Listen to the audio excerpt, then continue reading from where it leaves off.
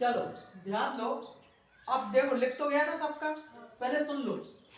Use of unless, अपन exam time हो गया, एग्जाम कल पढ़ लेंगे, लेकिन थोड़ा सा इसका नियम देख लो, ठीक है ना। ध्यान दो, अनलेस का बेसिकली अर्थ क्या होता है, इफ नॉट, यदि नहीं, ठीक है ना।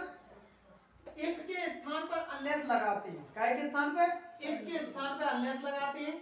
यदि इफ वाले वाक्य में डू नॉट हो, ध्यान से सुनना, यदि इफ वाले वाक्य में डू नॉट हो तो उसे हटा देते हैं। जैसे if you do not water the plant so they will not grow, मतलब if you water the plant, क्यों, क्योंकि इसका मतलब ही यदि नहीं होता है। क्यों, अगर हम नोट लगाएंगे तो इसका मीनिंग गलत हो जाएगा। क्यों, क्योंकि अनलेस है ना, वो वर्ड ही नॉन नेगेटिव होता है। समझ आ गई बात, अनलेस का मतलब ही क्या होता है, नेगेटिव होता है, नेगेटिव अर्थ होता है इसका, ठीक है ना। तो unless you water the plant they will not grow, समझ आ गई बात। इसके बाद यदि इफ वाले वाक्य में, सुनो, यदि इफ वाले वाक्य में डज नॉट हो, क्या हो, यदि इफ वाले वाक्य में डज नॉट हो तो उसे हटाकर वर्ब में एस या ईएस लगाते हैं। क्या, एस या ईएस लगाते हैं। ये बात समझ आ गई। ऐसा क्यों, ऐसा होता क्यों है, कारण क्या है इसका। सुनो सुनो, तुम लोग अपना काम करो, थोड़ा 2 मिनट रुक जाओ, जो कल काम दिया था ना वो करो, फटाफट करो जल्दी, मैं जब तक 10-5 मिनट इनको पढ़ाऊं थोड़ा सा। यहाँ देखो, क्यों, अब मुझे एक बात बताओ, जैसे यहाँ पे डू नॉट था, यहाँ पे हमने डू नॉट हटाया, हटाया कि नहीं, लेकिन यहाँ पे कुछ क्यों नहीं लगाया वर्ब में, कुछ क्यों नहीं लगाया, क्यों, क्योंकि ये प्लूरल है ना, है ना, प्लूरल है कि नहीं, और प्लूरल में तो कुछ लगता ही नहीं है वर्ब में, नहीं लगता ना।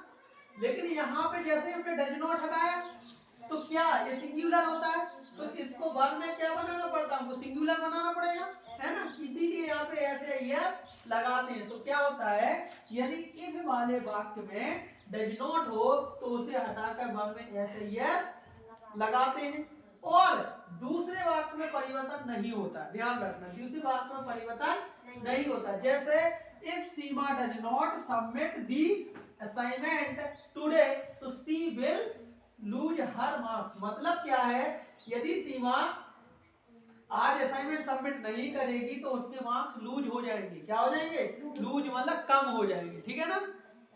अनलेस सीमा सबमिट, देखो जैसे ही हमने डज नॉट हटाया तो क्या आ गया, यहाँ पे एस आ गया, आ गया कि नहीं, एस आ गया ना। तो दी सीमा मतलब दी असाइनमेंट टुडे, ठीक है ना, इतनी बात समझ आ रही।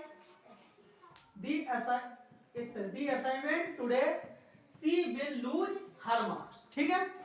इसके बाद यदि इफ वाले वाक्य में डिड नॉट हो, सुनो ध्यान से, अब डिड नॉट क्यों, तो वर्ब तो उसे हटाकर, तो उसे हटा देते हैं और वर्ब का क्या लगाते हैं, सेकंड फॉर्म लगाते हैं। समझ आ रही बात की नहीं आ रही, तो देख लो, अगर डू नॉट होगा इसे हटाएंगे वर्ब में कुछ नहीं आएगा, अगर डज नॉट होगा इसे हटाएंगे तो वर्ब में एस या यस होगा, और अगर डिड नॉट होगा तो इसे हटाएंगे तो वर्ब का सेकंड फॉर्म आएगा।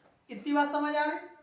फिर यदि इफ वाले वाक्य में किसी अन्य हेल्पिंग वर्ब के साथ नॉट लगा हो तो नॉट हटा देती है।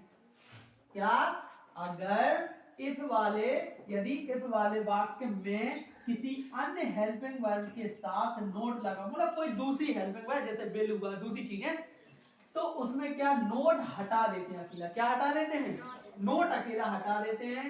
यदि इफ वाला वाक्य नेगेटिव ना हो, क्या ना हो, नेगेटिव ना हो, अगर इफ वाला वाक्य नेगेटिव ना हो और दूसरा वाक्य नेगेटिव हो, क्या, दूसरा वाक्य नेगेटिव हो तो दूसरे वाक्य का नोट हट जाता है, ठीक है ना। कैसे हटेगा वो कल समझेंगे एग्जाम्पल में। यदि इस वाला वाक्य नेगेटिव ना हो और दूसरे वाक्य में नेगेटिव ना हो, मतलब क्या है, मतलब पहला भी नेगेटिव नहीं है, मतलब पहला भी पॉजिटिव है और दूसरा भी पॉजिटिव है, तो क्या होगा, तो दूसरे वाक्य में नोट लग जाता है। सुनो, होता सीधा ये है कि अगर यहाँ पे नेगेटिव ना हो और यहाँ पे नेगेटिव है तो यहाँ पे दूसरा वाक्य पॉजिटिव बन जाएगा, नेगेटिव हट जाएगा, नोट हट जाएगा।